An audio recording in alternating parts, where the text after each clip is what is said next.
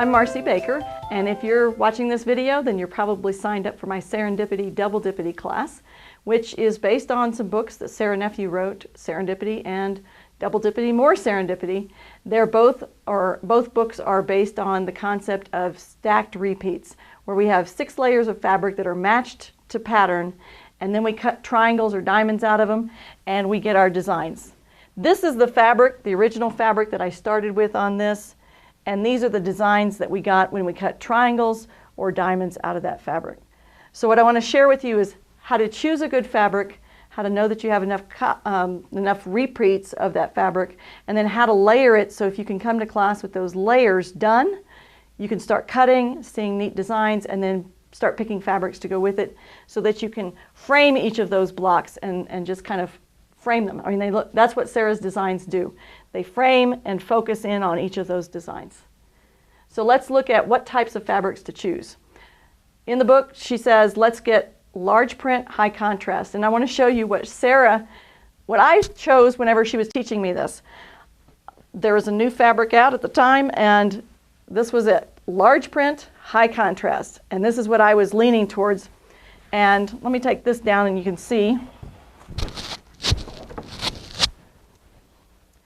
what it ended up being. So this is the print.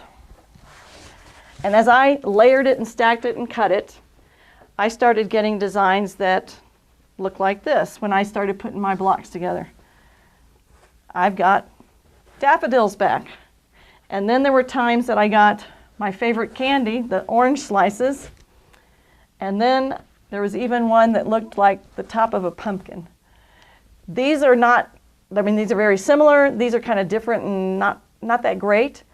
So let me show you the fabric that she suggested that I get, because I bought both. I had to push the limit and see what they were.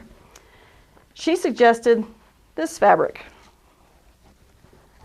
Okay, it's a large print, not as high contrast as the other one that I was working with that I chose, but it has enough contrast. When you squint at it, can you see different shapes showing up? And yes, you can.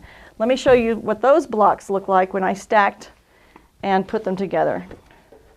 They look like wreaths or just circles of flowers coming together, and just a neat spiral on this one. So I think the fabric she was suggesting, teacher knows best, was the best choice of those two. But I had to try. So now that you know not this large of print, not this high of contrast, I want to show you a fabric that will work. It has high contrast. It has large print. I mean, this is about the size of my hand, and so are these.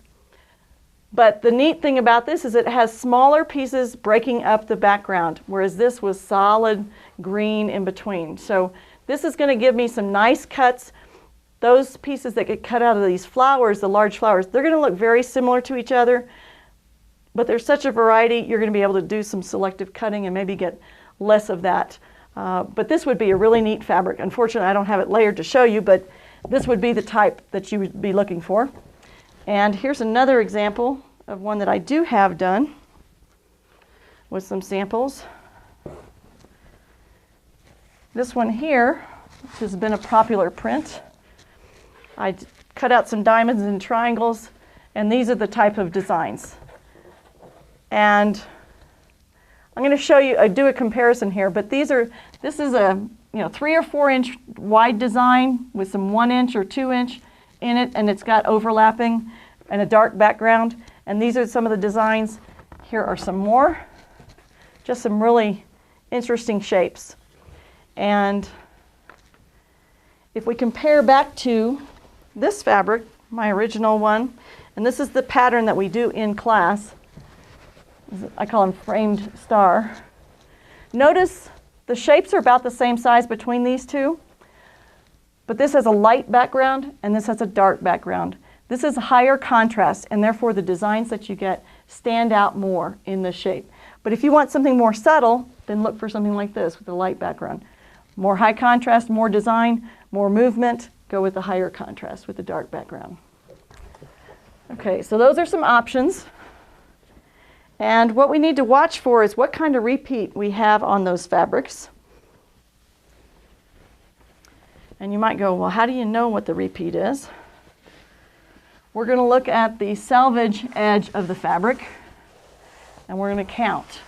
And I just find a figure that's in here, so let's just pick this one. Where does this show up again as we go down the fabric? It shows up here. So this repeat here is about 12 to 14 inches, and a lot of fabrics have that size repeat. You can get the larger florals that I showed you. Those were more of a 24-inch repeat, which is great. Anything in between those two is going to be best.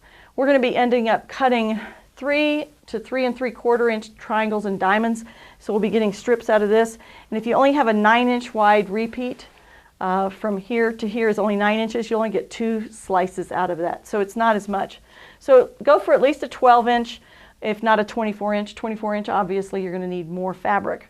But that's what we're looking for. And as you're counting your fabric, I'm going to use this.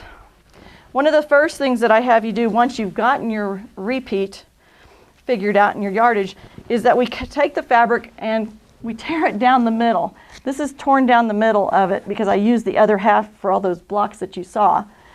But I have this one length where you can see the repeats, and I want to show you how to count. And I'm going to pin this up so you can see it. So this flower right here, we'll count this as 0, not as 1, but 0. We're going to count 0 to 6, because if you count 1 to 6, you only have 5 sections. So this is 0, and we go down until we see it again. This is 1. And we'll pin that up again. Then we go to 2. This is going to be where it shows up again. So we're at 2. Then we go to 3. So this is 3. This is a 24-inch repeat, but with the larger prints, that's going to be what you get. What am I at? 3, 4, 5,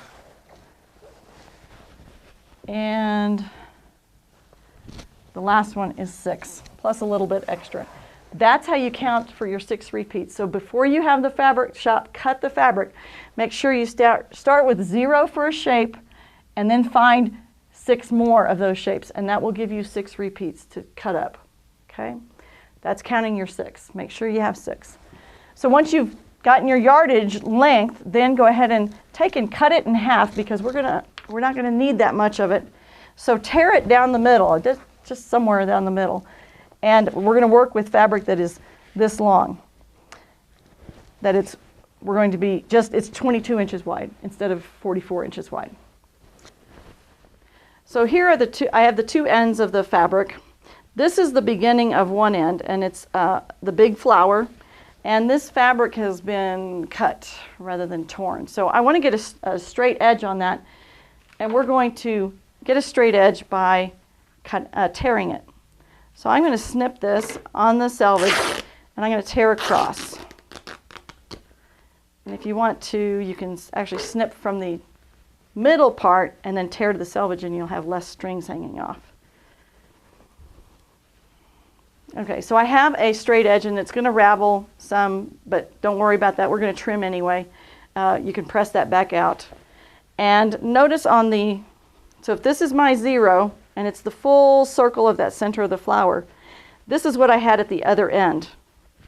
When I counted 6, I have the full circle of this flower. So really my 6th ends right before that full circle.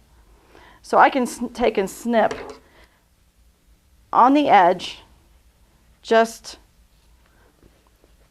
to this side of this full circle. And I'm going to do that for every point across the fabric at each of the repeats, just before the large circle. I have a snip. And go ahead and do that on all 6 of them, because we have both ends to trim. And then you're going to go ahead and rip them apart, and we'll get layers. And let me show you on the next piece that I already have done how to sew those together. Okay, so here I have 6 layers that have been torn, and I believe that I pressed them at the edges just to get rid of that ruffle edge that you get when you tear them. But it'll get trimmed off, so don't worry about it. But count and make sure that you have 6. 1, 2, 3, 4, 5, and 6. And you don't want extras. Sara had a student who took, and she had 7 that she was layering, and she hadn't paid attention, and she took forever in class because she was doing 7 layers, and so she spent time she didn't need to. So we have our 6 layers, and now we're going to use needle and thread that I've threaded this up with a double thread, and we're going to do a knot. I call them spit knots because I get my finger wet and then I roll the thread around, but basically it's a huge knot. You want it as big as possible. It can have loops on it sticking out, but basically we don't want this to go through the fabric at all. So as many times as you need to roll that around and get that a knot. So I've got a big knot that's not going to go through the fabric. And now I'm going to basically do a layer where I layer all my 6 together, or all on one top of the other. And I'm going to use my needle to do this. Now, where to pick? We need to find a point that's easy to find and distinguish. I wouldn't pick the center of this brown line right here, but in a V section might be a better place, right in there. Or there might be a place where it's the end of a print. You'll just need to look at your fabric and see how consistent it is as far as the printing. I probably wouldn't pick this little brown spot here because you might find that they change in size. So I'm going to pick a V, and I'm going to, on this particular fabric, it's about 12 inches, I'm going to pick a point here and here, one here, here and here, one here, and then continue on. So I think I'm going to have 8 different points. And picking them here in the middle, starting in the middle and then working this way, turning it around and working this way is a good place to start. And right there in the center is a really nice V. But I'm going to do, I said 2, 1, 2. So I need to pick a spot on either side here. And I'm going to pick this V right here. Can you see that?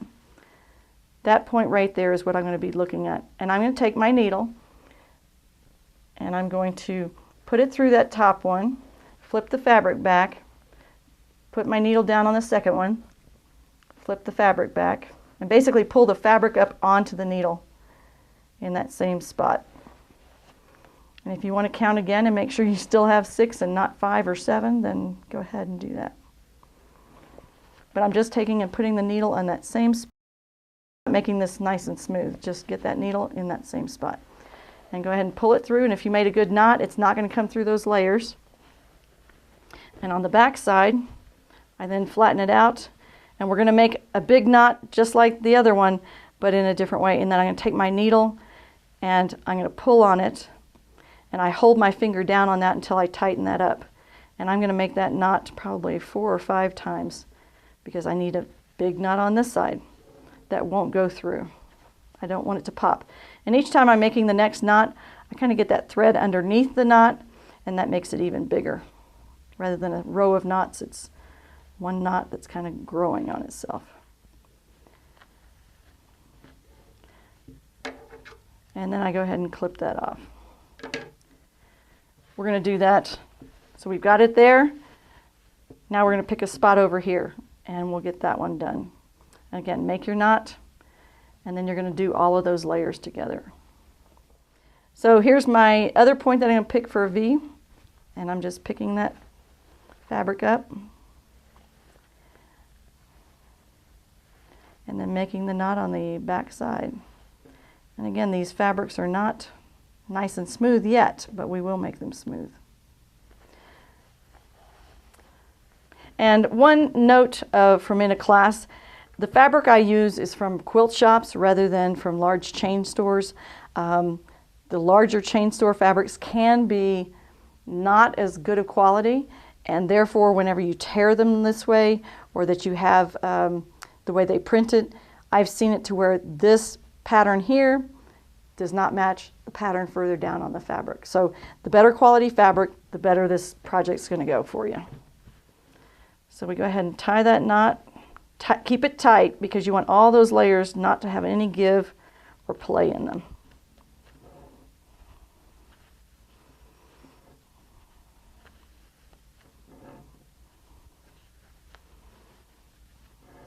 Okay. So we've got 2 done, And between those 2 points, I should be able to smooth my fabric out in that it's starting to match up and line up. It's lined up in those 2 points.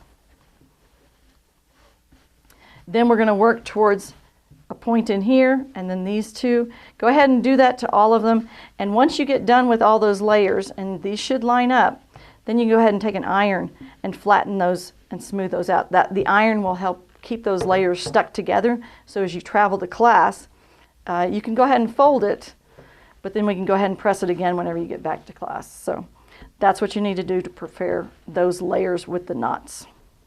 This is the 6 layers. It's already been stitched and basted together. And if you can get that done ahead of class, then you're going to be a lot further and you'll be able to lay out and see some of the designs on your project in class and feel like you've made more progress. Whichever you can do, if you can put the time, great. Otherwise, this is where you'll start in class and you'll know what to do. So we'll see you soon at class. Thanks for joining me. I'm Marci Baker.